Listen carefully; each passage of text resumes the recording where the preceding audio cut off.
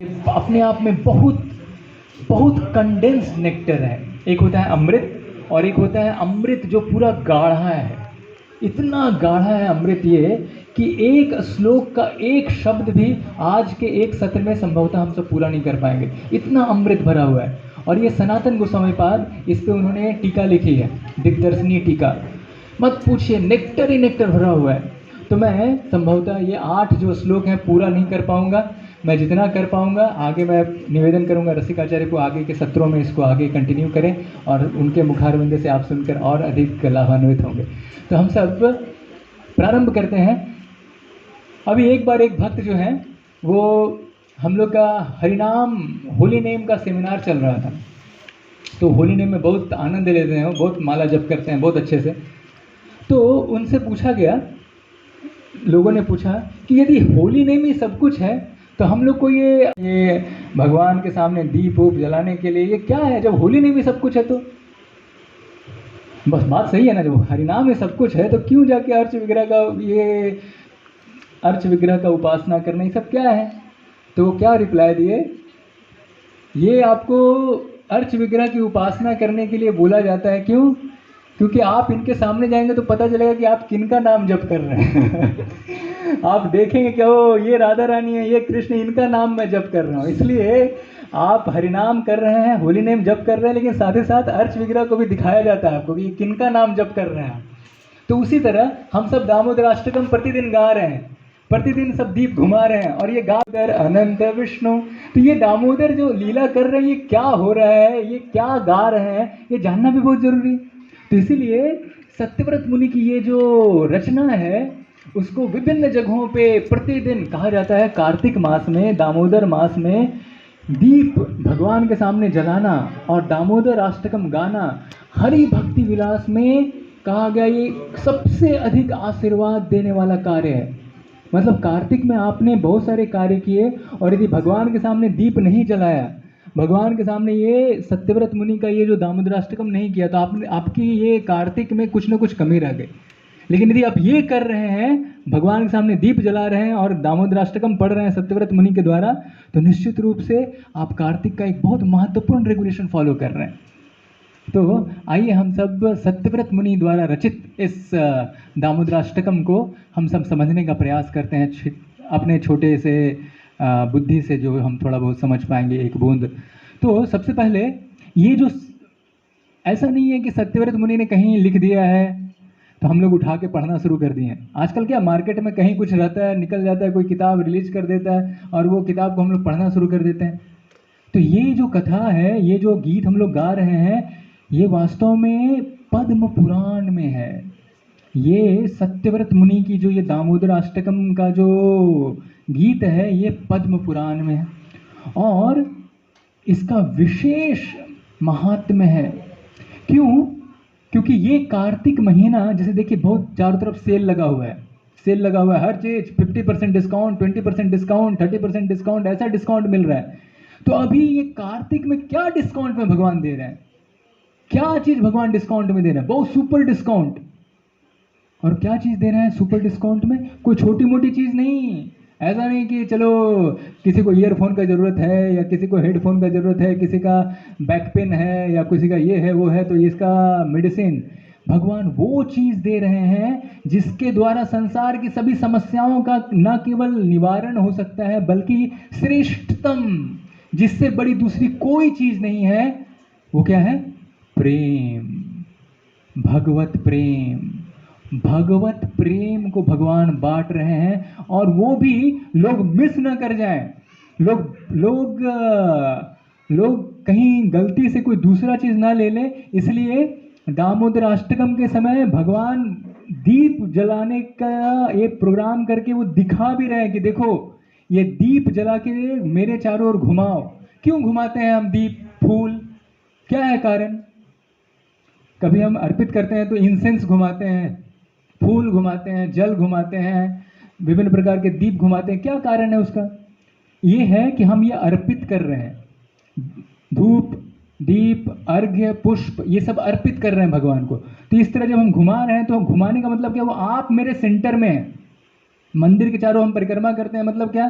भगवान आप मेरे जीवन के गति के सेंटर में रहें। हम पूरा का पूरा दुनिया घूमें लेकिन आप मेरे सेंटर में रहें, जहां मैं घूमूं आप मेरे सेंटर में रहें।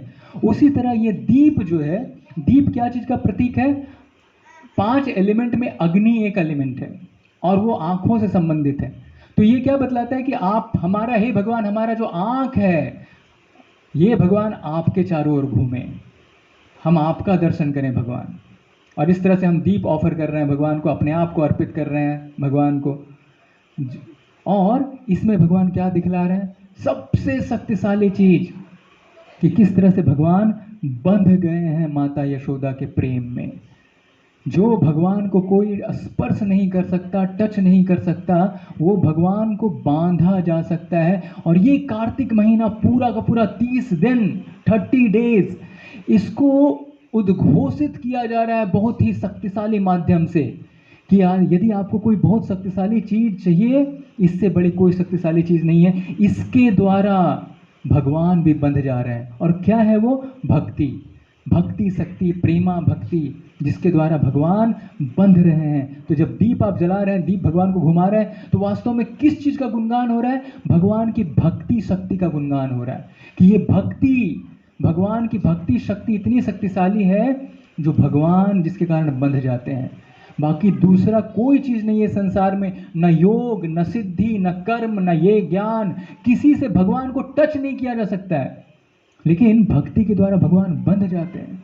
तो इसी चीज का गुणगान सत्यव्रत मुनि इन श्लोकों में इतने सुंदर ढंग से किए हुए हैं। आइए हम एक एक श्लोक को समझते हैं और एक एक श्लोक को थोड़ा अच्छे से अपने जीवन में उसको कुछ उतारने का हम प्रयास करेंगे। तो ये पहला श्लोक है, आप सब जानते होंगे, मेरे पीछे पीछे आप दोहरा सकते हैं। हमारे सुशील प्रभु भी हैं यहाँ पे, तो हारमोनियम में वो थोड़ा ताल देंगे। नमामि स्वरं सच्चिदानन्दरूपं लसत्कुण्डलं गोकुले व्रजमानं। नमामीश्वरं सच्चिदानन्दरूपं लसत्कुण्डलं गोकुले व्रजमानं। यशोदाभियोलुकलाघवमानं परामृष्टमत्यन्ततो धृत्यगोप्या। यशोदाभियोलुकलाघवमानं परामृष्टमत्यन्ततो धृत्यगोप्या। तो ये पहला श्लोक है दामोदराष्टकम का। और इस पहले श्लोक में ये मंगलाचरण है। एक प्रकार से कोई भी स्तुति कहीं हम करते हैं तो सबसे पहले वी इन्वोक ऑस्पिशियसनेस, मंगलाचरण प्रस्तुत करते हैं। तो उसी तरह ये मंगलाचरण श्लोक है जहाँ पे जो सबसे पहला शब्द है, देखिए, वह है नमामि। मैं नमस्कार करता हूँ भगवान, नमामि, नमामि, मैं बो डाउन करता हूँ, आपके चरण कमलों में प्रणाम करता हूँ। तभी प्रश्न उठता है, वो किनको प्रणाम कर रहे हैं? नमामि मतलब किनको प्रणाम कर रहे हो? तो ईश्वरम, भगवान जो ईश्वर हैं। तो ईश्वर जो है भगवान, यहाँ पे हमारे सनातन गोस्वामी बतलाते हैं ये तीन भगवान के तीन ऐश्वर्य जो हैं यहाँ पे प्रस्तुत किए जा रहे हैं। जो सबसे पहला ऐश्वर्य है, जो यहाँ पे जिनको वो बोलते हैं कि भगवान जो है वो जगत एक नाथ हैं, ये जगत के एक नाथ हैं, ये पूरा पूरा जगत जो है उसके एक नाथ ये हैं।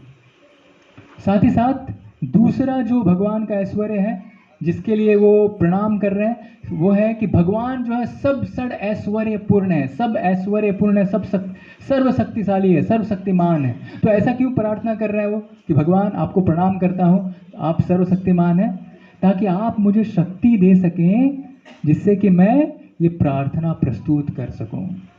तो ये पहला भाव है कि भगवान आप सर्वशक्तिमान हैं, आप मुझे शक्ति दीजिए ताकि मैं ये प्रार्थना प्रस्तुत कर सकूं। पहला लेसन हमारे लिए दामोदराष्टकम का सबसे पहला लेसन।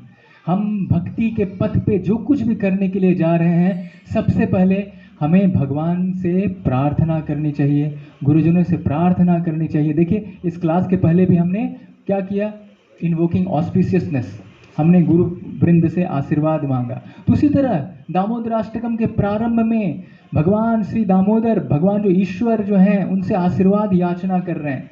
हम में बहुत शक्तियां होंगी, हम में बहुत बल होगा, हम में बहुत कौशल होगा, हम में बहुत सारे विविध टैलेंट्स होंगे, लेकिन ये सब टैलेंट किनके ऊपर निर्भर करता है? भगवान एक स्विच ऑन कर देंगे तो ये टैलेंट होते हुए आप इस टैलेंट को यूज कर पाएंगे, ये स्विच ऑफ कर देंगे, ये टैलेंट यहीं रह जाएंगे, हम इसमें से कुछ भी यूज नहीं कर पाएंगे।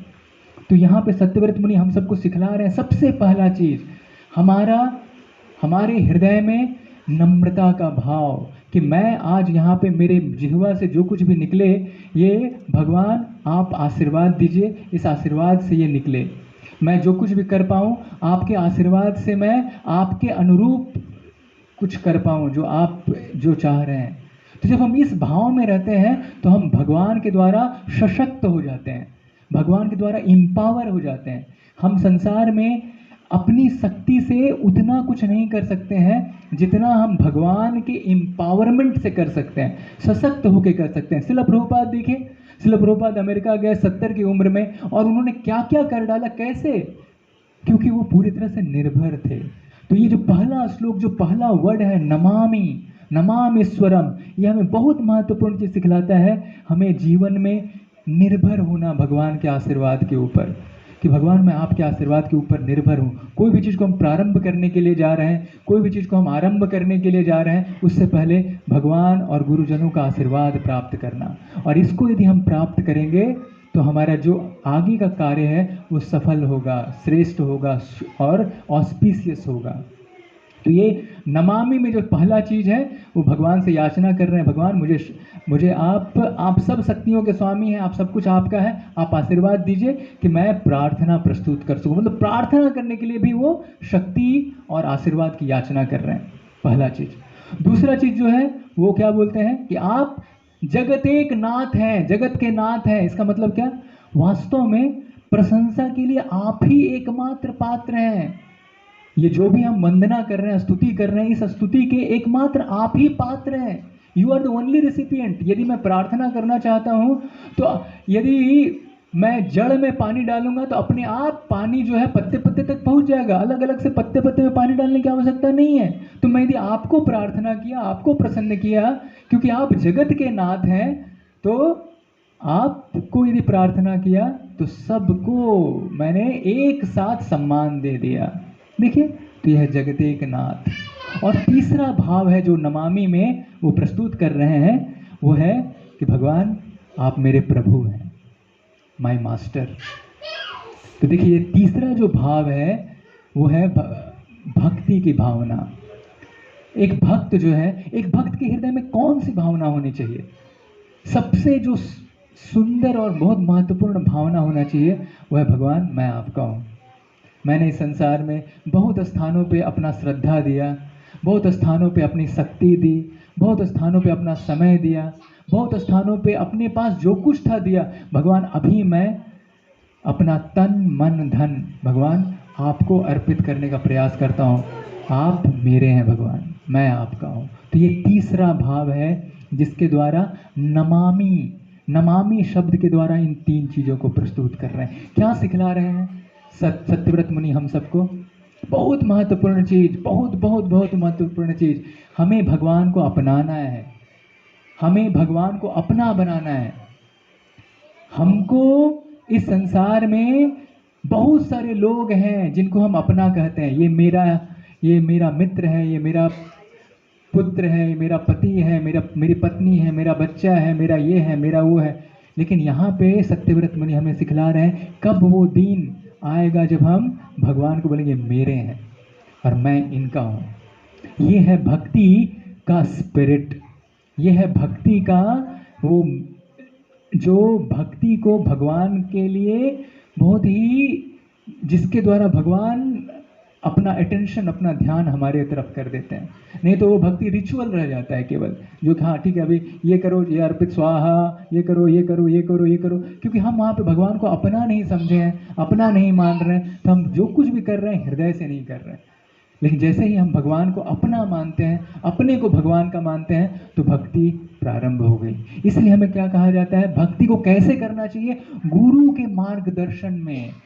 क्योंकि गुरु जानते हैं, स्पिरिचुअल मास्टर जानते हैं कि हम किस स्तर पे हैं, और जिस स्तर पे हैं वो हमें बोलते हैं आप ये चीज़ फॉलो करो। जैसे एक जो अच्छा डॉक्टर है वो भली भांति जानता है कि अभी इस बालक का जो कैपेसिटी है वो पैरासीटामोल 25 mg ही ले सकता है, तो 25 mg का दवा देते हैं उसको। यद्यपि 500 mg तक की दवा है पैरासीटामोल, डोलो, जिसको ले लेगा वो बच्चा तो डोलने लगेगा वो उसका सिस्टम शॉर्ट हो जाएगा। लेकिन क्या कर रहा है, 25 mg दे रहे हैं वो। तो इसीलिए ये जो प्रेम है, जो इतना बड़ा तत्व है, इतना श्रेष्ठ चीज है, लेकिन इस प्रेम को प्राप्त करने का माध्यम जो है वो है गुरु परंपरा। तो सत्यव्रत मुनि हम सबको सबसे पहला चीज बतला रहे हैं, नमामीश्वरम।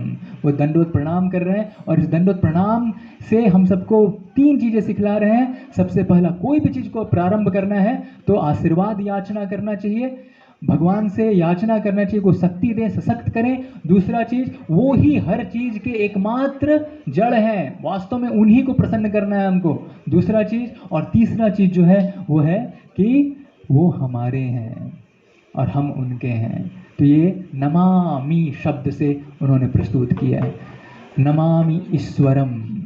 अभी ये जो श्लोक है, देखिए एक श्लोक में इतना कुछ है कि हम पूरे के पूरे आज के सत्र को इसी श्लोक की भी चर्चा करें तो भी हम पूरा नहीं कर पाएंगे, क्योंकि इस श्लोक में भगवान का, अभी भगवान के रूप विशेष, भगवान का तत्व विशेष, भगवान का सौंदर्य, भगवान का इतने सारे विशेष इस एक श्लोक में है, एक पहले श्लोक में जो हम सब गाए अभी, नमामीश्वरम। तो अभी हम सब देखेंगे अगला जो है, भगवान का तत्व विशेष के बारे में बतला दिया गया, किस प्रकार से भगवान जो है वो पूरे जगत के स्वामी हैं, भगवान जो है वो जगत के नाथ हैं, और भगवान जो है वो किस प्रकार हमारे प्रभु हैं, हमारे मास्टर हैं। ये तत्व विशेष हो गया। और अभी हम सब चलते हैं भगवान के रूप विशेष का वर्णन समझने के लिए, कि भगवान का रूप कितना आकर्षक है।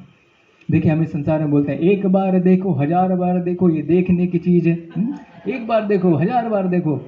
लेकिन वास्तव में हम सबको पता नहीं है भगवान का रूप।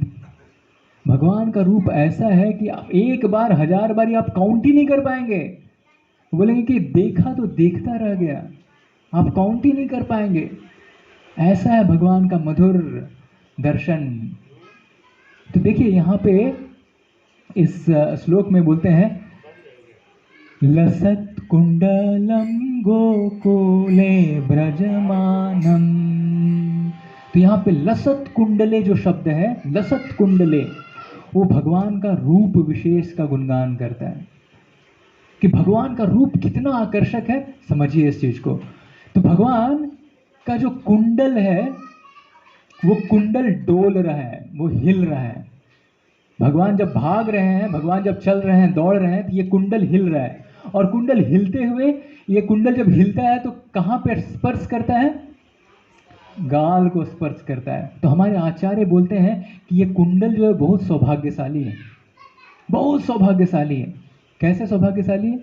क्योंकि ये कुंडल बार बार भगवान के गालों को चूम रहा है। बताइए, हम सब अपने बच्चों को या किसी को चूमते हैं तो कितना खुश हो जाते हैं, जो बच्चा भी खुश हो जाता है और माँ और पिता भी खुश हो जाते हैं। और यहाँ इस कुंडल को मौका मिल रहा है बार बार भगवान के गालों को चूमने का। समझिए कितना कितना सौभाग्यशाली है ये कुंडल। और इतना ही नहीं, भगवान का जो ये रूप है वो इतना दैदीप्यमान है। क्यों दैदीप्यमान है? क्योंकि ब्रह्म ज्योति जो है, पूरा का पूरा जो ज्योति है उनके शरीर से आ रहा है। अभी जो शरीर से ये ज्योति आ रहा है भगवान के शरीर से, मतलब समझिए ये शरीर कितना कांतिमय है। अभी शरीर इतना कांतिमय, इतना इतना इफल्जेंट है, तो कोई भी चीज जो उस इफल्जेंट चीज के साथ रहती है वो भी क्या होता है, चमक आ जाता है उसमें। तो ये भूषण जो है भगवान का, कान का कुंडल, ये भी चमक गया है, इफल्जेंस आ गया उसमें, क्योंकि भगवान के शरीर से जुड़ा हुआ है। और जो तीसरा चीज़ है जो हमको समझना है, भगवान का रूप ऐसा है, भगवान का रूप ऐसा है कि भगवान सब भूषणों के आभूषण है। मतलब हम आभूषण पहनते हैं तो हम सुंदर हो जाते हैं। यदि किसी ने कान में कुछ कुंडल पहना है तो आंखों से कुंडल की तरफ जाता है हमारी आंखें, अरे वाह बहुत अच्छा दिख रहा है, तो वो कहीं उसका कान दिखता है, तो कान भी नहीं दिखता, केवल कुंडल ही दिखता है। लेकिन भगवान की सुंदरता ऐसी है कि ये कुंडल जब भगवान के कानों में लगता है तो ये कुंडल और अधिक सुंदर हो जाता है। मतलब भगवान के जितने भी आभूषण हैं, ये जितने आभूषण हैं, ये भगवान को स्पर्श करने के कारण और भी अधिक सुंदर हो जाते हैं। तो ये है भगवान का रूप सौंदर्य। क्या सिखलाता है हम सबको? हम सब अपने जीवन में बहुत सुंदर हो सकते हैं, बहुत अच्छी बात है, लेकिन जैसे ही हम भगवान से जुड़ते हैं, जैसे हम भगवान को स्पर्श करते हैं, हमारा वास्तविक सौंदर्य आ जाता है। हम सब और भी अधिक निखर जाते हैं, हम और भी अधिक सुंदर हो जाते हैं। ये सौंदर्य ऐसा है कि हम कल्पना भी नहीं कर सकते हैं। क्यों? क्योंकि हमारा जो आध्यात्मिक, हमारा जो शाश्वत नेचर है वो प्रकट हो जाता है भगवान के स्पर्श में। हम सब यदि आभूषण के रूप में भगवान से जुड़ते हैं तो हम भी और अधिक सुंदर हो जाते हैं। देखिए, उदाहरण लीजिए शास्त्रों में, कितने कितने उदाहरण, लेकिन जो भगवान से जुड़े क्या से क्या हो गए। वाल्मीकि पहले क्या थे? भगवान का नाम वो डायरेक्टली नहीं ले पा रहे थे, मरा मरा मरा मरा लिए, क्या बन गए? क्या बन गए? रामायण के रचयिता बन गए। सोचिए, विचार करिए, ये हैं भगवान कि जिनसे आप जुड़ते हैं, जिनको स्पर्श करते हैं तो किस तरह से आप सुंदर हो जाते हैं, श्रेष्ठ हो जाते हैं। तो देखिए, भगवान का रूप का सौंदर्य, भगवान का रूप का सौंदर्य ऐसा है कि भगवान स्वयं तो सुंदर है ही, भगवान तो स्वयं मनोहर है ही। भगवान के सौंदर्य का तो हम तुलना कर ही नहीं सकते हैं, गुणगान कर ही नहीं सकते पूरा। यहाँ तक कि जो भगवान से जुड़ जाता है, जो भगवान को स्पर्श कर लेता है, वो भी सुंदर हो जाता है। कुब्जा देखिए, कुब्जा कैसी थी, लेकिन कुब्जा जैसे ही भगवान ने स्पर्श किया वो कितनी सुंदर हो गई। तो हम सब में भी प्रत्येक व्यक्ति, जैसे ही भक्ति वो रास्ता है जिसके द्वारा हम भगवान से जुड़ते हैं। भगवान हमको स्पर्श कैसे करते हैं? भगवान को हमको स्पर्श करने के लिए भगवान को ऐसे टच करने की आवश्यकता नहीं है। भक्ति के अंगों के द्वारा हम भगवान को स्पर्श कर सकते हैं। जैसे भगवान का जब हम नाम गा रहे हैं तो हम भगवान को स्पर्श कर रहे हैं जिह्वा के द्वारा। जब हम भगवान के अर्च विग्रह की उपासना कर रहे हैं तो हम सब भगवान को स्पर्श कर रहे हैं अपने आँखों के द्वारा। और जब हम भगवान के बारे में बोल रहे हैं, भगवान को सुन रहे हैं, तो भगवान को स्पर्श कर रहे हैं अपने कानों के द्वारा। तो देखिए कितना सुंदर हमारे आचार्यों ने, हमारी गुरु परंपरा ने, हमारे गुरुजनों ने हमें माध्यम दिया है कैसे हम भगवान से जुड़कर हम भी आभूषण, जिस तरह से आभूषण सुंदर होता है उस तरह से वास्तव में हम सब और अधिक सुंदर बन सकते हैं भगवान को स्पर्श करके। इसलिए ये भक्ति का जो प्रोसेस है, ये भक्ति की विधि है, इसमें हम सबको दूर नहीं रहना चाहिए, नजदीक आना चाहिए। नजदीक क्या चीज से नजदीक आना चाहिए? भक्ति विधि से नजदीक आना चाहिए। ये भक्ति की विधि क्या है? श्रवणम कीर्तनम विष्णु स्मरणम पाद सेवनम अर्चनम दास्यम साख्यम आत्मनिवेदनम। जितना हम इससे जुड़ते हैं आप स्वयं देखेंगे कि आप सुंदर होते जा रहे हैं। और ये सुंदरता क्या चीज का है? चेहरे में सुंदरता तो अभी एक हमारे प्रभु जो हैं वो बतला रहे थे, वो एक एयर इंडिया के कप्तान के नीचे काम करते हैं। तो बोलते हैं कि प्रभु मैं लास्ट 20 साल, 2 दिन पहले मंदिर आए थे, और लास्ट 20 साल से मैं इस सेवा में हूँ, और बोल रहे थे कि मैं चेहरा देख के बता सकता हूँ कि ये व्यक्ति वेजिटेरियन है नॉन वेजिटेरियन। चेहरा देख के। बोले कैसे? 20 साल से उन्होंने क्या किया है, उनको अभी सर्व करना पड़ता है, ये non veg, veg non veg तो देख के समझ जाते हैं ये वेज लेगा या नॉन वेज लेगा, वेज लेगा नॉन वेज। बोले प्रभु जी शारीरिक कांति से ही पता चल जाता है, शरीर के ओज से ही पता चल जाता है कि वेजिटेरियन है कि नॉन वेजिटेरियन। वेजिटेरियन है उसका ओज अलग रहता है, ऐसा बोल रहे वेजिटेरियन। और मैं पूछा कि फिर भक्त? बोले प्रभु जी वो तो छोड़ दीजिए, वो तो बहुत अलग लेवल। सोचिए, ये एक साधारण व्यक्ति, ऑफकोर्स ये डिवोटी हैं, लेकिन केवल वेज दे रहे हैं, नॉन वेज दे रहे हैं किसी को, उससे समझ जा रहे हैं। तो विचार करिए, जो अपने आप को भगवान का नाम ले रहा है, जो भगवान की भक्ति में संलग्न है, जो भक्तों के बीच में आदान प्रदान कर रहा है, सोचिए उसमें कितना तेज होगा। कैसे हो गया? भगवान के स्पर्श के कारण। जैसे चुंबक में यदि लोहा स्पर्श में रहेगा तो वो चुंबकीय होगा ही, चाहे वो कितना भी थर्ड क्लास लोहा क्यों ना हो, चाहे आप किसी गटर या कहीं से भी लेके क्यों ना, यदि लोहा है चुंबक के स्पर्श में रखे तो वो चुंबकीय होगा, आज नहीं तो कल, कल नहीं तो परसों। तो उसी तरह हम कितने नए गए गुजरे क्यों ना रहे हों, कितने पाप क्यों ना किए हों, कितने हमारी स्थिति संसार में सबसे गिरी हुई क्यों ना रहे हो, लेकिन हम भगवान और उनके भक्तों के स्पर्श में आएंगे तो भगवान के गुण आएंगे ही। तो यही यहाँ पे ये रूप है, भगवान का रूप सौंदर्य।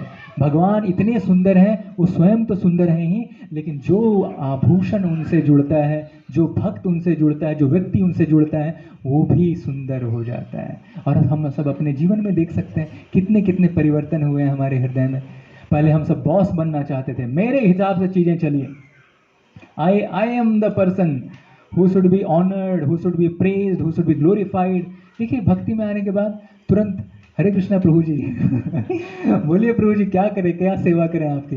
ये देखिए छोटी चीज नहीं है, ये हम बोल रहे हैं प्रभु जी मैं क्या सेवा करूं, ये आध्यात्मिक जगत का भाव है, आध्यात्मिक जगत का ये भाव है।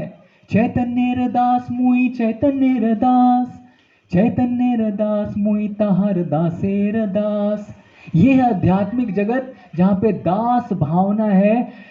महाविष्णु, गर्भोदक्षाय विष्णु, सिरोदक्षाय विष्णु, ये भी क्या सोच रहे हैं, अपने आप को दास समझ रहे हैं कि मैं सर्वेंट हूँ, मैं भगवान का सेवक हूँ, मैं भगवान का सेवक हूँ, मैं भगवान का। ये सुंदरता है, ये सौंदर्य है। लेकिन जैसे ही हम बॉस भावना में आते हैं कि मैं कंट्रोलर रहूं, प्रोप्राइटर रहूं, इंजॉयर रहूं, मतलब समझ जाना चाहिए अभी हम सुंदर नहीं हुए हैं। जितना हम में सुंदरता आएगा उतना ही ये स्वाभाविक हो जाएगा। दूसरों का गुणगान करना, दूसरों की भक्ति में प्रगति जब हो रही हो तो हम तालियां बजाएं, हृदय से प्रसन्न हो, ये स्वाभाविक हो जाएगा। जयानंद प्रभु देखिए, प्रत्येक रथ यात्रा होता है इस्कॉन का, उसमें जयानंद प्रभु का पिक्चर लगाया जाता है। क्यों? क्योंकि जयानंद प्रभु के बाद में कितने कितने भक्त आए, लेकिन उन सबको जयानंद प्रभु ने आगे बढ़ाया। आप आगे जाइए, मैं आपकी सेवा में संलग्न होता हूं। कौन कर सकता है ऐसा? जितना हृदय में शुद्धता होगा उतना ही हम ऐसा कर पाएंगे, नहीं तो नहीं कर पाएंगे। अरे मैं सीनियर डिवोटी हूँ, ये मेरे बाद में आया, ये टेम्पल प्रेसिडेंट बन रहा है, अरे मैं इनके अंडर काम करूंगा, ये कैसे हो सकता है? समझना चाहिए कि इसका मतलब हम भगवान के स्पर्श में नहीं हैं। जितना हम भगवान के स्पर्श में रहेंगे उतना ही हम सुंदर होते जाएंगे, उतना ही हम दूसरे, हमारे छोटे भाई, हमारे दूसरे भक्त लोगों को का भक्ति में, प्रगति में आनंदित होंगे। और हम बोलेंगे प्रभु आप आगे जाइए, मैं आपकी सेवा करने के लिए तत्पर होता हूँ। ये है सौंदर्य, भगवान का रूप सौंदर्य। भगवान का केवल जो सच्चिदानंद रूप है जो दिखला रहे हैं, केवल उससे ही नहीं दिखता है, उनके भक्तों से दिखता है। सोचिए, विचार करिए कैसा सौंदर्य है किसी व्यक्ति का कि वो देखने में बहुत सुंदर लगता है, लेकिन उनके जो अनुयायी हैं वो बिल्कुल सबके सब एक दूसरे को मारने काटने के लिए तैयार है। तो क्या ये सौंदर्य है? नहीं है। लेकिन विचार करिए कि कैसा सौंदर्य है जहाँ पे न केवल मालिक ऐसे हैं बल्कि उनके जो अनुयायी हैं वो भी एक दूसरे को, वहाँ भी लड़ाई हो रहा है। लेकिन लड़ाई कैसा हो रहा है? प्रभु जी आप पहले, प्रभु जी आप पहले, प्रभु जी आप पहले, मतलब ऐसी लड़ाई हो रही है। एक बार हमारे भक्त गए थे कार्तिक मास में, और नए नए भक्त थे। कार्तिक मास में हमारा जो यात्रा होता है राधा गोपीनाथ मंदिर का, उस यात्रा में गए तो नए नए भक्त थे। देखिए लड़ाई हो गया दो भक्तों के बीच में। तो अगले दिन विचार किया कि मैं रिटर्न जाऊंगा यहाँ से। बोले अरे यहाँ पर भी लड़ाई हो जाता है तो फिर यहाँ और बाकी बाहर में क्या अंतर है? लेकिन फिर वो ऐसा विचार कर रहे थे कि अगले दिन मैं रिटर्न जाऊंगा। दूसरे दिन देखते हैं तो बोलते अरे दूसरे दिन ये दोनों साथ में आके फिर प्रेम से आसपास में बात कर रहे हैं, बोल रहे पहले आप, पहले आप, पहले आप। तो ये जो अपने मित्र को वो बोल रहे थे कि प्रभु जी मैं अभी जाने वाला हूँ। मित्र बोले कब जा रहे हो, क्या तैयारी कर रहे हो जाने का? बोले नहीं नहीं नहीं प्रभु जी अभी मैं नहीं जा रहा हूँ। बोले क्यों, आप तो जाना चाह रहे थे? नहीं नहीं प्रभु जी मैंने पहले डे का ही सीन देखा था इसलिए मैं निर्णय कर रहा था, अभी पूरा मूवी देखा हूँ तो मैं जाने का निर्णय नहीं कर रहा हूँ। तो पहले डे का सीन कॉमन है, हर जगह पे लड़ाइयाँ होती हैं। लेकिन दूसरे डे का जो सीन है जहाँ भक्त लोग क्या करते हैं, दूसरे भक्त को अपने से श्रेष्ठ मानते हैं, उनके सामने अपने आप को दास भाव में प्रस्तुत करते हैं। और क्या हो जाता है, जहाँ पे थोड़ा बहुत इधर उधर हुआ होगा, आपस में फिर से प्रेम बढ़ जाता है। ये है सौंदर्य। सौंदर्य केवल फिजिकल ब्यूटी नहीं है, सौंदर्य केवल रूप में कितना हमारा आँख कान नाक ये अच्छा है, बल्कि सौंदर्य हृदय की सुंदरता। और हृदय की सुंदरता आध्यात्मिक जगत में क्या है, दास अभिमान। हम सब जो इस संसार में रह रहे हैं, हम सबको अभिमान है विभिन्न प्रकार का, मैं ये हूँ, मैं वो हूँ, मैं वो हूँ। लेकिन वास्तविक सौंदर्य है जब हमें दास अभिमान का गुण आता है कि मैं भगवान का दास हूँ, मैं भक्तों का दास हूँ। और ये सौंदर्य यहाँ पे सत्यव्रत मुनि भगवान की सुंदरता दिखला रहे हैं। कैसे? क्योंकि भगवान स्वयं इस पूरे के पूरे लीला में स्वयं अपने आप को क्या बना रहे हैं, सेवक बना रहे हैं। देखिए आगे आपने बहुत सारी कथाएं सुनी होंगी। वृंदावन में माता यशोदा और बाकी जो ब्रज के जो जितने श्रेष्ठ लोग हैं, ज्येष्ठ लोग हैं, वो बोलते थे कि कान्हा, कृष्ण, जरा मेरा पादुका लेके आओ। और भगवान उनका पादुका लेकर आते थे सर पे, और पादुका लाते लाते वो हिल रहे हैं, मतलब इतना भारी है कि उठा नहीं पा रहे हैं। क्या प्रस्तुत कर रहे हैं भगवान? क्या प्रस्तुत कर रहे हैं? दास से भाव, कि मैं दास हूं अपने भक्तों का। तो हम सब कितने धनवान हैं, कितने वेल्दी हैं, ये इस बात पे निर्भर नहीं करता है कि हमारे अकाउंट में कितना पैसा है।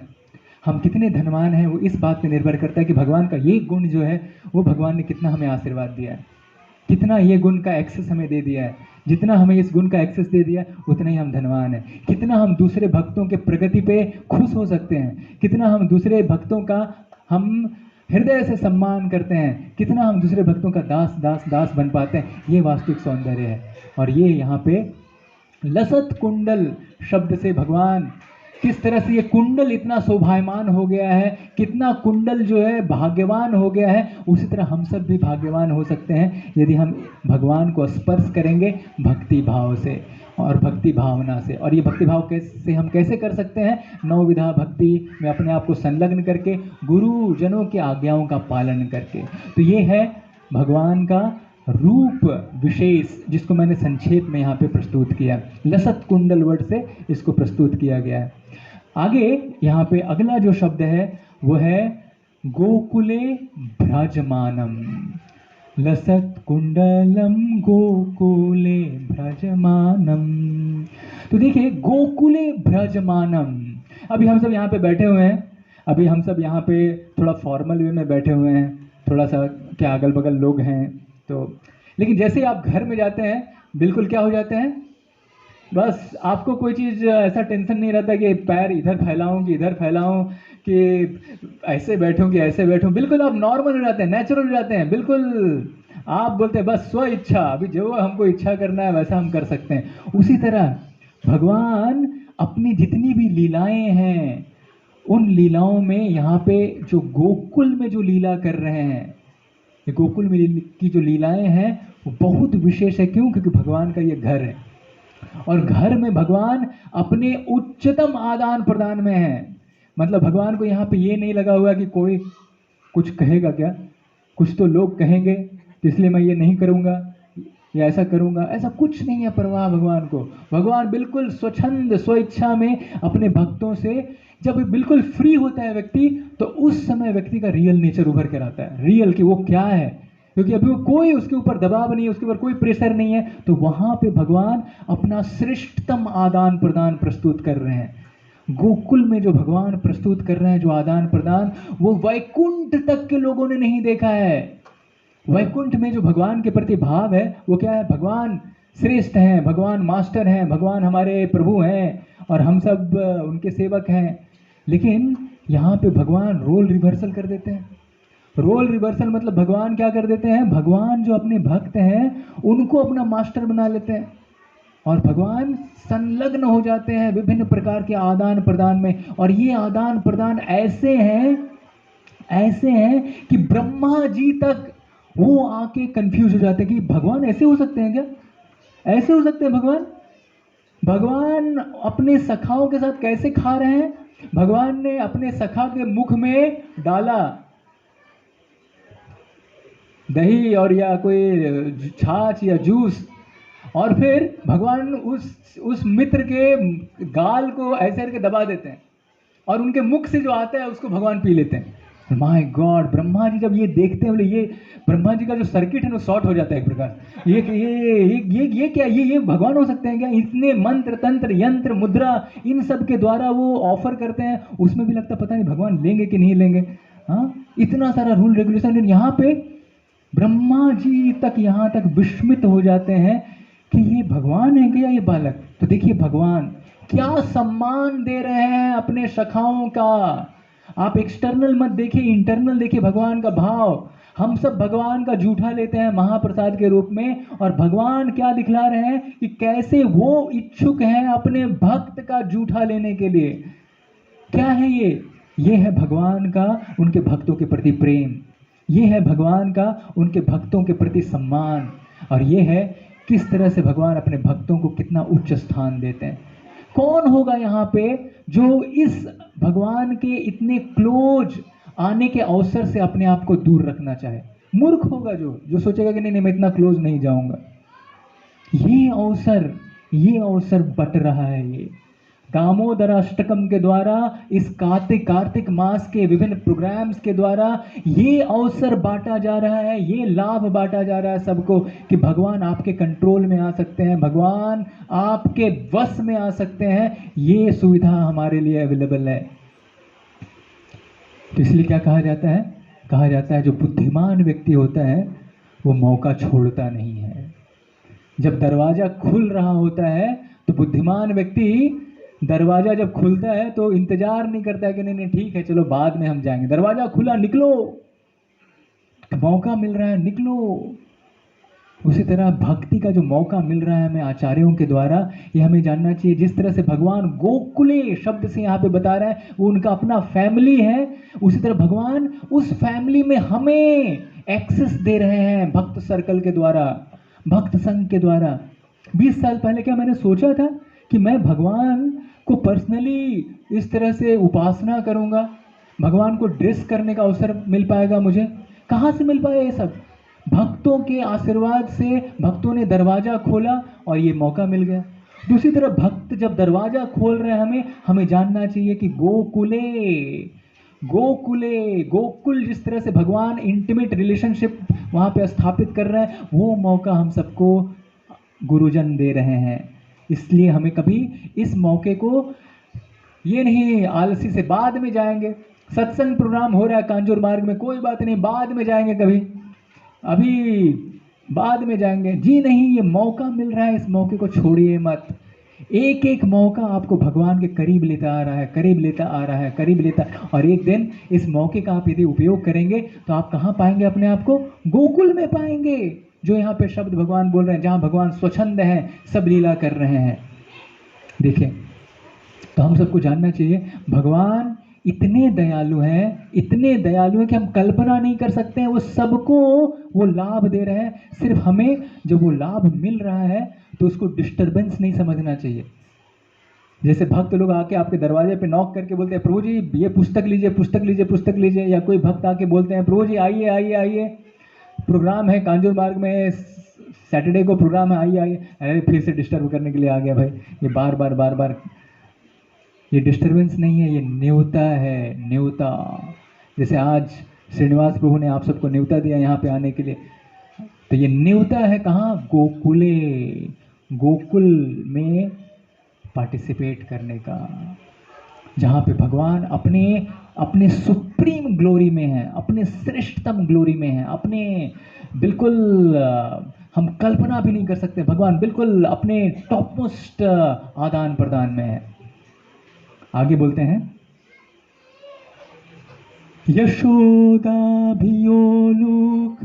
लाघवमानम् परामृष्टम् अत्यन्ततो धृत्यगोप्यम्। यशोदाभियोलूख लाघवमानम् परामृष्टम् अत्यन्ततो धृत्यगोप्यम्। तो इस श्लोक में पहले तत्व विशेष के बारे में बता दिया गया, उसके बाद भगवान का सुंदर रूप विशेष का वर्णन कर दिया गया। अभी यहाँ पे भगवान का लीला विशेष भगवान का बताया जा रहा है कि भगवान की जो लीला है वो कितनी विशेष है। तो स्टार्ट क्या होता है, देखो भगवान की लीला। यशोदा भी मतलब होता है भय। तो यशोदा के भय से यशोदा भियोलूख लाघव मानम, भगवान भाग रहे हैं। यशोदा मैया के हाथ में जो छड़ी है उससे दौड़ रहे हैं। कौन? गोपाल। तो क्या इंडिकेट किया जा रहा है यहाँ पे? देखिए ये लीला का, भगवान की लीला, ये लीला विशेष देखिए किस तरह से यमराज, शिवजी, बड़े बड़े महान पर्सनालिटी ये भगवान को स्पर्श नहीं कर सकते हैं, और यहाँ पे यशोदा मैया के डर से भगवान क्या है, भाग रहे हैं। और इतना ही नहीं, यशोदा भी योलुख लाघव मानम परामृष्टम अत्यंत ततो द्रुत्य गोप्या। अभी माता यशोदा उनसे अधिक तेज, अधिक स्पीड में दौड़कर उनको पकड़ लेती है पीछे से। अभी भगवान जो काल रूप है, समय है, इनको कोई स्पर्श कर सकता है? यदि भगवान दौड़ते हैं तो कोई पीछे पीछे उनको स्पर्श कर सकता है? लेकिन पीछे से यशोदा मैया उनको पकड़ ले रही हैं। तो हमारे आचार्यगण बतलाते हैं यहाँ पे बहुत सारे चीज एक साथ है। यहाँ पे सबसे पहले भगवान स्नेह विशेष बतला रहे हैं। स्नेह विशेष क्या है? यशोदा मैया का प्रेम। यशोदा मैया का इतना प्रेम है, यहाँ पर इतना प्रेम है कि ये प्रेम जो है वो भगवान को पीछे से भगवान पकड़े जा रहे हैं। मतलब ये प्रेम की शक्ति इतनी है कि भगवान जिस गति से दौड़ रहे हैं, ये प्रेम उससे कहीं अधिक गति से भगवान को पकड़वा दे रहा है।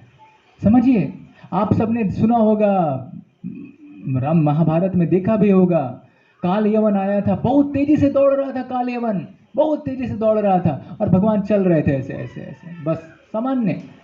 काल यवन टच कर पाया? नहीं टच कर पाया, पूरा का पूरा। अरे काल यवन छोड़ दिए, वो दानव है। बड़े बड़े योगी, ऋषि, महर्षि, ये सब अपने विभिन्न प्रकार के, सब प्रकार के अपने प्रयासों से भी वो भगवान के ब्रह्म ज्योति में एकाकार होने के बावजूद भी भगवान के इस रूप को समझ नहीं पाते हैं। भगवान कृष्ण जब आते हैं तो उनको समझ नहीं पाते कि ये ब्रह्म ज्योति के स्रोत हैं, वो नहीं समझ पाते। विचार करिए, महान महान पर्सनालिटी, इंद्र जी हो गए, ब्रह्मा जी हो गए, शिव जी हो गए, यमराज हो गए। यमराज तो कहते हैं अपने यमदूतों को, क्या कहते हैं यमदूतों को, कि जहां इनका नाम लिया जा रहा है वहां मत जाना भैया। देखो, आपको मैं पहले ही वार्निंग देता हूं, इनका जहां नाम लिया जा रहा हो, जहां कीर्तन हो रहा हो, वहां आप लोग मत जाइएगा, वो डेंजर जोन है। उसके बाद मुझे पता नहीं आप वापस आएंगे कि नहीं आएंगे, उसका मैं गारंटी नहीं लेता हूँ। तो देखिए, यदि भगवान का नाम जहाँ पे चर्चा हो रहा है वहाँ पे यमराज जी बोल दे रहे हैं यमदूतों को कि आप मत जाइए। विचार करिए आप, भगवान का नाम और भगवान में कोई अंतर नहीं है। भगवान को कौन पकड़ सकता है? और माता यशोदा पकड़ ले रही है उनको पीछे से। क्यों? कैसे? उनका स्नेह के कारण, उनका अफेक्शन के कारण। ये स्नेह विशेष यहाँ पे बताया जा रहा है कि भगवान किस तरह से उनके प्रति जो प्रेम होता है भक्त का, वो उस प्रेम से भगवान एग्री कर जाते हैं। चलो मैं हार गया। क्योंकि देखिए, प्रेम का लक्षण क्या होता है? प्रेम में व्यक्ति जीतता नहीं है, प्रेम में व्यक्ति हारता है। कहीं भी प्रेम है तो आप क्या करते हैं? आप सामने वाले को जिताते हैं। तो उसी तरह भगवान और भक्त के बीच का जो आदान प्रदान है, भगवान अपने भक्त को विजयी कर देते हैं। स्नेह, माता यशोदा का इतना स्नेह है जिस स्नेह से वो माता यशोदा पकड़ लेती हैं भगवान को। क्या लेसन है हमारे लिए, क्या शिक्षा है हमारे लिए? हमारे लिए एक बहुत महत्वपूर्ण शिक्षा है। हम इस संसार के सारे शास्त्र पढ़ लें अपने बलबूते पे, हम इस संसार के सब प्रकार के सिद्धियों को प्राप्त कर लें, इस संसार में हम इस संसार के सब विभिन्न प्रकार के वैभवों को प्राप्त कर लें, इस संसार के देवता लोक तक जाएं और सब प्रकार की चीज़ों को प्राप्त कर लें, लेकिन फिर भी हम भगवान को स्पर्श नहीं कर सकते हैं। लेकिन यदि हम हृदय में भगवान के प्रति स्नेह लेकर आते हैं, भक्ति लेकर आते हैं, प्रेम लेकर आते हैं, तो भगवान को न केवल हम स्पर्श कर पाएंगे बल्कि भगवान पकड़े जाते हैं, भगवान अपने आप को दे देते हैं। इसलिए क्या कहा जा रहा है इस लीला के द्वारा?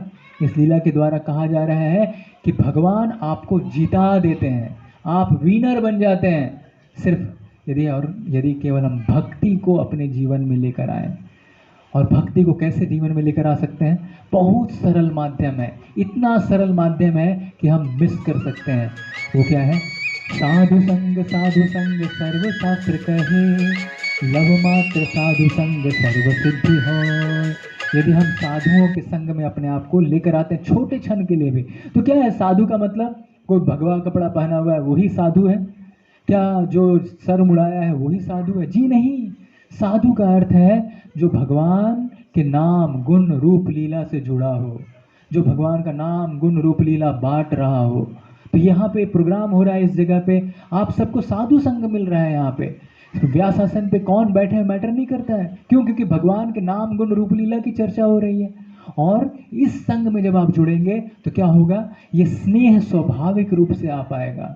जैसे कि मैराथन व्यक्ति नेक्स्ट डे मैराथन नहीं जीत जाता है, वो चलता है धीरे धीरे चलते मैराथन में दौड़ने की शक्ति आ जाती है उसमें। उसी तरह जब हम भक्त संग में अपने आप को संलग्न करते हैं, भक्त संग में अपने आप को जोड़ते हैं, तो भक्तों के संग से हरिनाम जब हम करते रहते हैं तो धीरे धीरे ये भक्ति के प्रभाव से ये स्नेह आना प्रारंभ हो जाता है। ये स्नेह गाढ़ा होने लगता है और इस स्नेह के बल पे फिर भगवान को बहुत आसानी से भगवान को आप नहीं जीतेंगे, भगवान स्वयं हार जाएंगे, आपको जिता देंगे। तो हम सबको क्या करना है? देखिए, इन सब श्लोकों से हमें इसको जीवन में उतारने का प्रयास करना है। और कैसे हम उतार सकते हैं?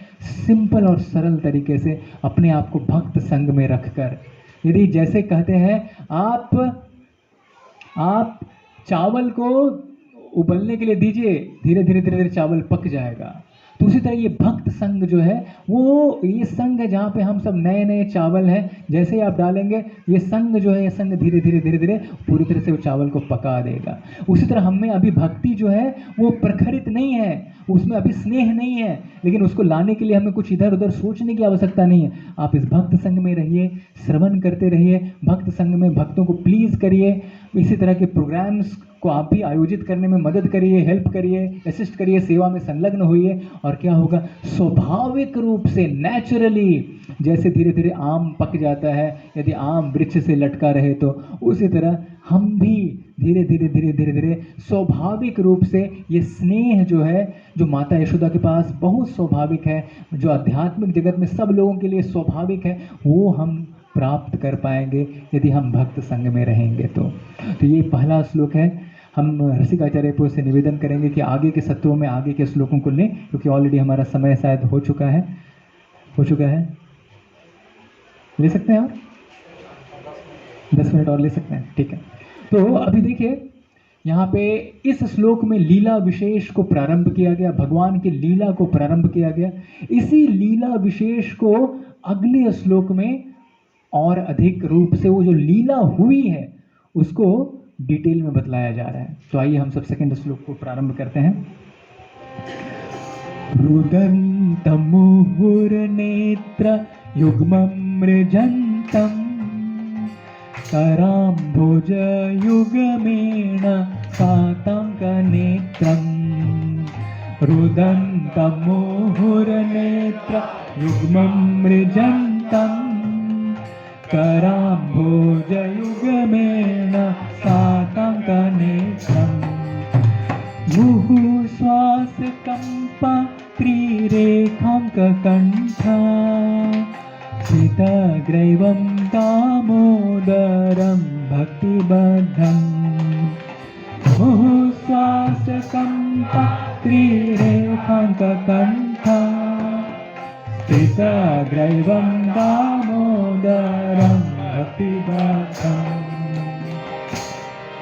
तो यहाँ पे जो पहला शब्द आया है रुदंतम, अभी हम में से यहाँ कोई ऐसा नहीं होगा जो जीवन में रोया नहीं होगा, हा? सब रोए हैं। जन्म ही होता है लोग रोते हुए, लेकिन देखिए ये लीला बतला रहा है कि भगवान रो रहे हैं। अभी बोलेंगे भाई हम रोते हैं तो भगवान के पास जाते हैं, भगवान रोते हैं तो उनको कहाँ किनके पास जाना पड़ेगा बताइए। भगवान ही तो रोए तो किनके पास जाएंगे? तो भगवान जब रोते हैं तो किनके पास जाते हैं? भगवान जब रोते हैं तो उनके पास कोई दूसरा ऑप्शन नहीं है, अपने भक्त के पास ही जाना पड़ता है। क्षमा कर दीजिए माते, क्षमा कर दीजिए। देखिए भक्त की श्रेष्ठता। तो यहाँ पे रो रहे हैं। आप सबको कथा पता है, बहुत सिंपल, बहुत सरल। दिवाली का दिन था, और दिवाली का दिन था, भगवान जो है वो सो रहे थे बहुत सुंदर ढंग से। भगवान का जो सोना है वो सोना नहीं है बालकों जैसा, हमारे जैसा, हमारे बालक के हम सब सोते हैं। तो भगवान का सोना भी योग निद्रा है। योग निद्रा मतलब क्या? भगवान उसमें भी कॉन्शियस हैं, भगवान उसमें भी अपने भक्त का विचार कर रहे हैं। और कैसे? अभी पता चलेगा आपको क्या होता है। भगवान जब सो रहे होते हैं, दिवाली का दिन रहता है, और माता यशोदा दिवाली के दिन इतने सारे विभिन्न प्रकार के, उस दिन सेवाएं इतनी सारी होती हैं। आप सबको ही पता है दिवाली के दिन बहुत सारी चीज़ें रहती हैं, साफ सफाई करना, ये सब करना। और उस समय इंद्र पूजा होता था वहाँ पे, तो इंद्र जी के लिए भोग वोग लग रहा था, विभिन्न प्रकार के भोग बनाए जा रहे थे। तो सबके सब दासियाँ जो थी सब बिजी थी, सबके सब जितने सेविकाएं थी, दासियाँ और सेविकाएं जो थी, सब विभिन्न प्रकार के कार्यों में संलग्न थी। तो माता यशोदा निर्णय करती हैं, वो लेती हैं निर्णय कि चलो आज मैं खुद गोपाल के लिए मैं श्रेष्ठ दूध का जो दही है उसको मैं मथती हूँ, स्वयं मथती हूँ। तो माता यशोदा जो घड़ा है, उस घड़े में जो मथनी है वो रखा हुआ है, और माता यशोदा अभी उस मथनी को घुमा रही है। और घुमाते घुमाते क्या करती हैं? भगवान के विभिन्न लीलाओं का स्मरण कर रही हैं। विभिन्न जो लीलाएं हैं प्रभुपाद परपोट में बतलाते हैं, जैसे अभी हम सब गा रहे हैं, तो जो भगवान ने विभिन्न प्रकार की लीलाएं की हैं, पूतनावध, सक्टासुर, अरिष्टासुर, ये सब जो लीलाएं की हैं, इसको सुंदर सॉन्ग के रूप में, किशोर प्रभु से मेरी बात हो रही थी, प्रभु बोल रहे थे, प्रभु जी आज के युग में ना जो कीर्तन में जो रस है वो क्लास व्लास में पता नहीं लोग उतना अटेंटिव नहीं रह पाते, लेकिन जो गाना होता है, कीर्तन होता है, उसमें लोग नृत्य करते हैं, नाचते हैं। सही बात है। तो माता यशोदा इसी तरह क्या कर रही हैं, वो जब इस तरह से मथनी को मथ रही हैं, तो मथनी को मथते हुए वो क्या कर रही है? गा रही हैं। लेकिन क्या गा रही हैं? ये नहीं बॉलीवुड का कोई सॉन्ग गा रही हैं, वो क्या गा रही हैं? भगवान की विभिन्न लीलाओं को गा रही हैं।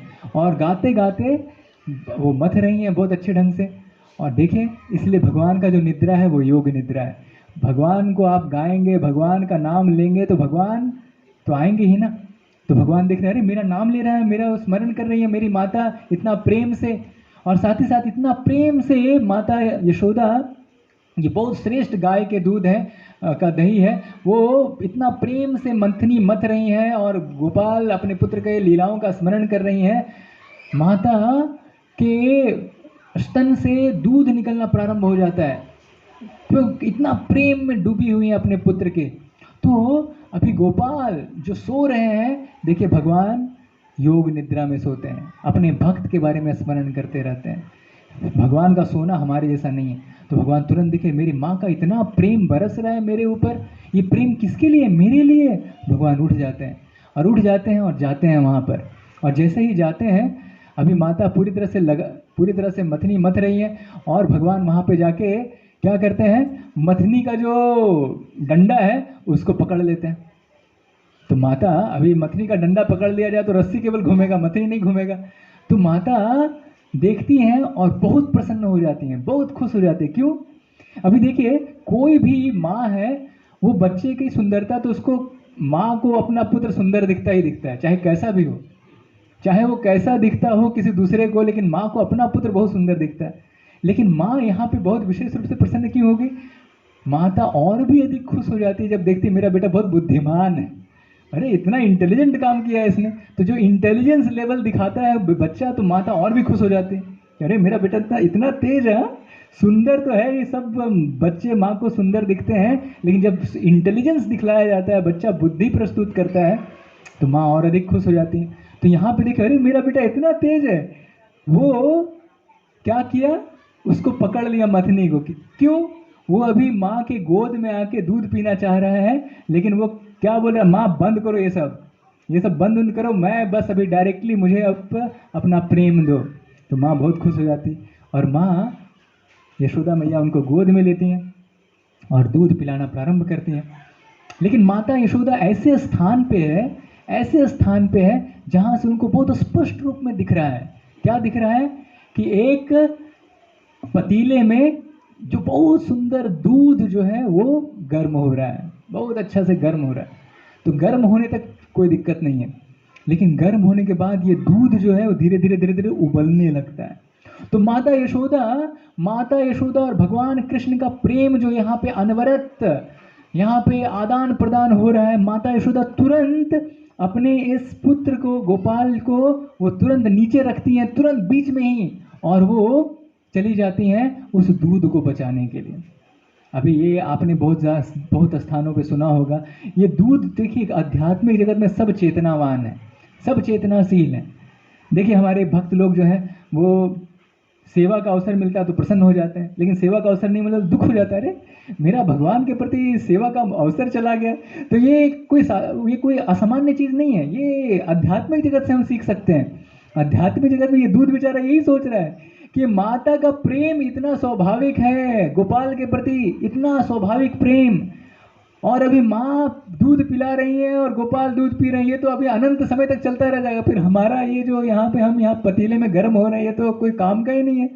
तो भाई चलो सुसाइड कर लेते हैं। आप सब देखिए, ध्यान रखिए, कभी यदि सेवा से वंचित हो गए तो कभी ऐसा स्टेप मत उठा लीजिएगा कि चलो मेरी प्रेरणा कहाँ है, मेरा प्रेरणा दामोदर लीला, ऐसे ही किया था वो दूध ने, तो मैं भी ऐसा करने जा रहा हूँ। ऐसा कभी मत सोचिएगा, चिंता मत करिए। एक नहीं, भक्त संघ में 100 मौके मिलेंगे आपको, गोपाल जो है बहुत सारे मौके देंगे।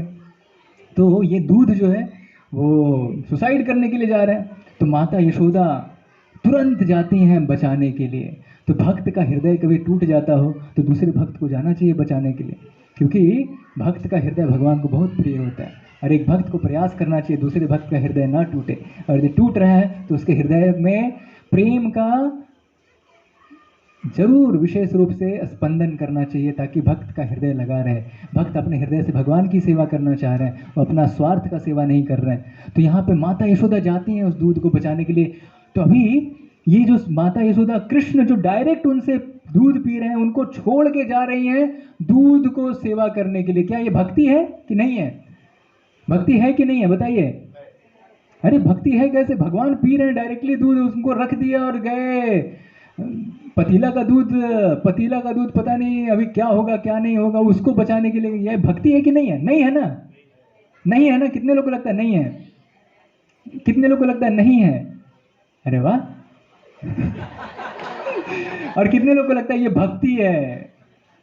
हाँ देखिए, ये भक्ति है, क्योंकि भगवान खुद शास्त्रों में बतलाते हैं कि भक्ति वास्तव में क्या है, बहुत महत्वपूर्ण चीज। यदि ये हमने समझ गया, भगवान का हृदय समझ गया।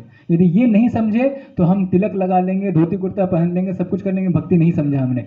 भगवान स्वयं बोलते हैं, जो बोलता है कि मैं भगवान का भक्त हूँ, भगवान बोलते हो मेरा भक्त नहीं है। लेकिन जो बोलता है मैं भगवान के भक्तों का भक्त हूँ, मैं भगवान के दासों का भक्त हूँ, मैं उनका सेवक हूँ, भगवान बोलते हैं वो फैक्चुअली, वो वास्तव में मेरा भक्त है। देखिए भगवान का स्पिरिट देखिए, भगवान के हृदय में भगवान की भावना देखिए। मतलब भगवान की डायरेक्ट सेवा से ऊपर है भगवान के भक्तों की सेवा, जिसको भगवान बोलते हैं वो वास्तव मेरा भक्त है। तो यदि कहीं भी हमें भक्त की सेवा का अवसर मिल रहा है और भगवान की सेवा का अवसर मिल रहा है, तो यशोदा मैया का ये उदाहरण हमको समझना चाहिए, जिससे हम पहले किनकी सेवा में हमको संलग्न होना चाहिए? भक्त की सेवा में, जिससे भगवान को हम हृदय से प्रसन्न करेंगे। और इसलिए शास्त्रों में बतलाया जाता है कि यदि आप अर्च विग्रह उपासना कर रहे हैं, भगवान की अर्च विग्रह उपासना, और इस उपासना के दौरान यदि कोई स्वागत करने के लिए नहीं है, और उधर से यदि गुरु आए हैं या श्रेष्ठ वैष्णव आए हैं, कोई डिवोटी आए हैं, तो आप उस उपासना को वहीं पे रख दीजिए, लैंप वहीं पे रख दीजिए, उस वैष्णव को आप प्रेम से उनका स्वागत करिए, क्योंकि भगवान को ये ज़्यादा प्रिय है। तो माता यशोदा के इस व्यवहार से बाह्य रूप से भले भगवान क्या हुए, रूठ गए कि अरे मैं यहाँ पे स्वयं दूध पी रहा हूँ और आप गए वो दूध को बचाने के लिए, लेकिन आंतरिक रूप से माता यशोदा ने भक्त का श्रेष्ठतम गुण प्रस्तुत किया है। भक्त का श्रेष्ठतम गुण क्या होता है? दूसरे भक्त को भक्ति में और अधिक प्रगति करने के लिए हम सहायक बने, उनको असिस्ट करें, उनको सपोर्ट करें, उनको प्रमोट करें, उनको हेल्प करें। तो माता यशोदा जाती हैं दूध को बचाने के लिए, और जब दूध को बचाती हैं तो देखती हैं कि सीन में गोपाल है ही नहीं, गायब गायब। और इतना ही नहीं, पूरी जगह पे क्या फैला हुआ है, ये दही फैला हुआ है। तो देखते हैं क्या बुद्धिमानी किया है मेरा बालक ने। मुस्कुराती है माता यशोदा। कैसे मुस्कुराती है? एक पत्थर से इसने मारा है, और कहाँ मारा है? ये जो घड़ा है उसके नीचे मारा है, छेद नीचे किया है। क्योंकि यदि ऊपर करते तो पता नहीं पूरा दही गिरता कि नहीं गिरता, और हो सकता है टूटने का आवाज आ जाता, लेकिन नीचे छेद हुआ है तो दही पूरा का पूरा गिर गया और पता भी नहीं चला। तो माता यशोदा अपने पुत्र की बुद्धिमानी देख के बहुत उनको प्रसन्नता होता है, और साथ ही साथ अरे वाह क्या बुद्धिमानी वाला कार्य किया, वाह मेरा गोपाल। और लेकिन कहते हैं कि चोर कितना भी चोरी क्यों ना करे, चोर कितना भी चोरी क्यों ना करे, कुछ ना कुछ सुराग छोड़ देता है। तभी माता यशोदा, गोपाल बोले अभी मैं यहाँ पे बदमाशी किया हूँ, यहाँ से निकलता हूँ, माता पकड़ेगी मुझे। तो वो दूसरे रूम में जाते हैं किसी दूसरे रास्ते से। उनको लग रहा है कि मुझे अभी पकड़ नहीं पाएगी माता, लेकिन बोलते हैं सुराग क्या छोड़ दिया उन्होंने? उनका सुराग था पैर के निशान। अभी पैर के निशान, यदि आप पैर को पानी में डालेंगे तो पैर भीगेगा ही। तो भगवान दही को फोड़े हैं, दही निकला है, उसमें चले हैं, तो पूरा का पूरा भगवान का पैर का निशान है। और माता यशोदा वो पैर के निशानों को ट्रेस करते करते पहुंच जाती हैं। देखती हैं क्या कर रहा है, अरे यहाँ तो बटर डिस्ट्रीब्यूशन प्रोग्राम चल रहा है। जैसे फूड डिस्ट्रीब्यूशन प्रोग्राम है, यहाँ पे बटर डिस्ट्रीब्यूशन प्रोग्राम चल रहा है। भगवान मंकी बानर लोग को ये मक्खन बांट रहे हैं, फ्री सेल, 50% डिस्काउंट नहीं 100% डिस्काउंट, आओ लो खाओ पियो खुश रहो। और इतना माता यशोदा पीछे से देखती हैं, मंकी के साथ साथ कौओं को भी खिला रहे हैं भगवान, जो कौवे हैं उनको भी खिला रहे हैं। और इतना ही नहीं, वो क्या है, एक उखल है, उस उखल पे खड़े हैं, और ऊपर जो रस्सियों से, पहले के घरों में आप देखते थे रस्सियों से टंगी हुई होती थी दही का जो घड़ा होता था। अभी आज के ज़माने में सब क्या देखेंगे, आज के ज़माने में आपको देखना पड़ेगा टीवी वीवी में जो दिखाते हैं सीन, नहीं सब, नहीं तो गाँव में देख सकते हैं अभी भी कहीं कहीं जगहों पे। तो देखते हैं कि ये उखल जो है, उखल को पलट के ये ऊपर जो दही है उसको बांट रहे हैं वानर को। और अभी वानर जैसे ही देखते हैं, क्योंकि माता इसका पीछे से आती हैं, तो वानर लोग चिल्लाते हैं और तुरंत वहां से भागते हैं। और ये देखकर भगवान भी वहां से निकल पड़ते हैं। और जैसे ही निकल पड़ते हैं, दौड़ते हैं, माता यशोदा पीछे से भागती है उनके पीछे पीछे, जो पिछले श्लोक में प्रस्तुत किया गया था। और माता यशोदा इतना तेज दौड़ती हैं कि माता यशोदा उनको पकड़ लेती हैं। बोलते हैं ये भगवान जिनको कोई पकड़ नहीं सकता, जो काल से भी अधिक शक्तिशाली हैं, इनको माता यशोदा पकड़ लेती हैं। और पकड़ तो ली हैं, अभी माता अपना छड़ी दिखलाती हैं। एक हाथ, दाहिना हाथ माता ने पकड़ा है भगवान का, और दोनों आंखों से अश्रुधार बह रहे हैं। और एक हाथ से भगवान जो है, एक हाथ तो पकड़ लिया है माता यशोदा ने, एक हाथ से वो अपने आंखों को वो मांझ रहे हैं। क्या करने के लिए? 3 चीज करने के लिए। सबसे पहले आंसू जो है, जो बह रहे हैं, वो नीचे गिरे, नंबर 1। नंबर 2, और आंसू निकले ताकि माता थोड़ा दयावान हो जाए, भाई थोड़ा क्षमा कर दिया जाए। और इतना ही नहीं, भगवान की जो आंखें हैं वो एकदम आतंकित हैं। देखिए आतंकवाद जो नाम सुना है ना आपने इसका जो ओरिजिन है एक प्रकार से कि पॉजिटिव वे में, भगवान भी आतंकित है यहाँ पे, एकदम डरे हुए हैं, क्या हो गया पता नहीं मेरे साथ क्या होने वाला है। तो भगवान की आंखें देखिए कितना सुंदर, हमारे बीबीटी में जो देखिए, इसलिए कहा जाता है जो आप पैसे दे के जो चीज़ नहीं करवा सकते हैं, उससे कहीं श्रेष्ठतम कोई भी चीज़ की सेवा जो भक्ति के भाव से करते हैं, उस वे में उस कार्य का जो स्तर होता है। हमारे बीबीटी में जो पेंटिंग्स बनाए गए हैं, देखिए ये भक्तों ने इसके लिए कोई पे नहीं लिया है कि चलो भाई इतना 1000 रुपया दे दो, 5000 रुपया दे दो, 20,000 दे दो, 50,000 दो, केवल अपनी भक्ति भावना को प्रस्तुत किया है। और ये पेंटिंग्स का स्तर ऐसा है कि जो भी इन पेंटिंग्स को देखेगा इन लीलाओं में चला जाता है, इन लीलाओं में चला जाता है। तो क्या मैं यहाँ पे बतलाने का प्रयास कर रहा हूँ कि भक्त जब निस्वार्थ भाव से सेवा करते हैं भगवान को प्रसन्न करने के लिए, तो भगवान का सशक्तिकरण मिल जाता है, उसको एम्पावरमेंट मिल जाता है, जिस एम्पावरमेंट के बल पे जो कार्य है वो एक अलग लेवल पे चला जाता है। इसलिए हमारे बीबीटी के जितने पेंटिंग्स हैं इनका गुणगान प्राइम मिनिस्टर मोदी जी ने किया था पिछले एक मन की बात में, अपना जो महीने की बात होती है उसमें। माता कौन माता है, एक माता है जो है जिन्होंने बहुत सारे पेंटिंग्स बनाए हैं, जदू रानी माता जी के पेंटिंग्स, और बहुत विशेष रूप से उनका गुणगान किया। क्यों? क्योंकि यहाँ पे कोई उद्देश्य नहीं है मुझे ये पैसा मिलेगा, ये मिलेगा, वो मिलेगा। उद्देश्य क्या है? भक्ति। मैं भगवान को प्रसन्न करने के लिए, गुरु को प्रसन्न करने के लिए इस भाव से कर रहा हूँ, कर रही हूँ। तो उसी तरह जब हम कोई भी कार्य को इस भावना से करते हैं कि मैं ये एकमात्र एक भावना है गुरु को प्रसन्न करना, भक्तों को प्रसन्न करना, भगवान को प्रसन्न करना, तो आप आश्चर्यचकित हो जाएंगे वो जो कार्य है उसमें कितनी शक्ति हो जाएगी। और आज भी हजारों हजार भक्त बन रहे हैं इन पेंटिंग से। पूरे के पूरे विश्व में भक्त आज भक्ति की तरफ आकर्षित हो रहे हैं। एक भक्त की भक्ति का प्रभाव देखिए जो पेंटिंग के द्वारा प्रस्तुत की गई है। तो हम सब यहाँ पे देखते हैं यशोदा मैया देखती हैं ये बहुत आतंकित हो गए हैं, डर गए हैं, रो रहे हैं। तो क्या करते हैं, माता जो है अपनी छड़ी को वो फेंक देती हैं, और छड़ी को फेंकने के उपरांत अभी माता देखती हैं कि ये बहुत डरा हुआ है, पता नहीं ये घर से इधर उधर भाग ना जाए, इसलिए वो निर्णय करती हैं कि मैं अभी इसको बांध देती हूँ। और वो बांधने के लिए चली हैं किनको? किनको बांधने के लिए चली हैं? अनंत को, जिनका कोई प्रारंभ नहीं है, जिनका कोई अंत नहीं है, जिनका कोई दायां, जिनका कोई बायां, कोई परिमाण नहीं है, उनको बांधने चली है यशोदा मैया। और मैं संक्षेप में यहाँ पे इस श्लोक को प्रस्तुत करके आगे के लिए रसिकाचार्य को इसको और आगे बढ़ाएंगे।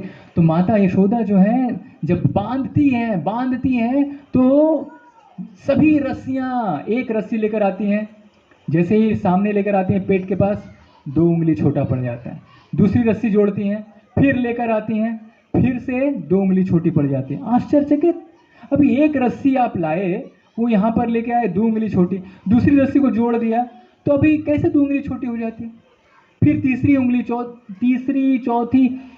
जब पता चलता है गोकुल वासियों को कि ये यहाँ पे कुछ विशेष हो रहा है, सब अपने अपने घर से रस्सियाँ लेके आ जाते हैं और सब के सब रस्सियों को जोड़ देते हैं, लेकिन फिर भी जब लेकर आते हैं तो देखते हैं 2 उंगली छोटी, 2 उंगली छोटी, सब आश्चर्यचकित हो रहे हैं।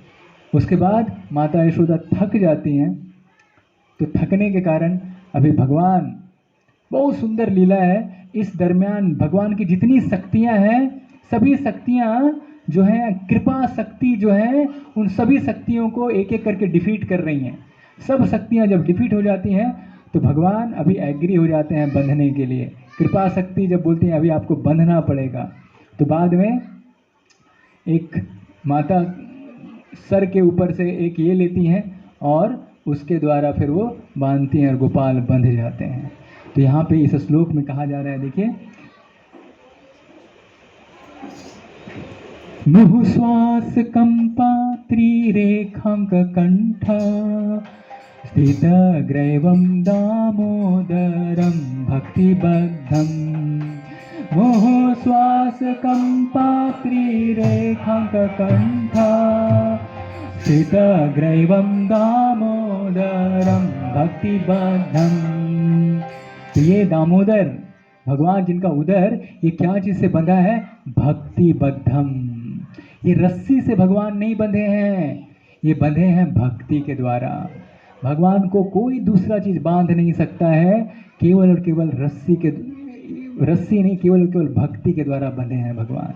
तो ये दामोदर लीला में बहुत विशेष रूप से पूरे के पूरे जगत को इनवाइट कर रहे हैं भगवान कि आप प्रेम के द्वारा मुझे बांध सकते हैं। ये प्रेम जो है भक्ति की विधि है जिसके द्वारा हम उनको बांध सकते हैं। तो मैं आप सबको विशेष रूप से निवेदन करता हूं कि आप सब यहाँ पे प्रत्येक सप्ताह आइए शनिवार के दिन, और प्रेम और भक्ति जो भगवान देना चाह रहे हैं उसको आप समझिए, सुनिए और इसको अपने जीवन में लाइए और आप देखेंगे आपके प्रेम से जिस तरह यशोदा मैया भगवान को बांध पाई है, उसी तरह आप भी भगवान, आपके प्रेम से भी भगवान बन सकते हैं।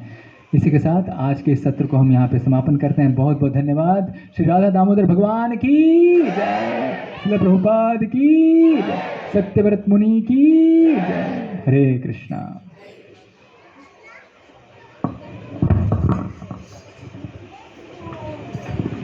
बहुत बहुत धन्यवाद रुद्रनाथ प्रभु।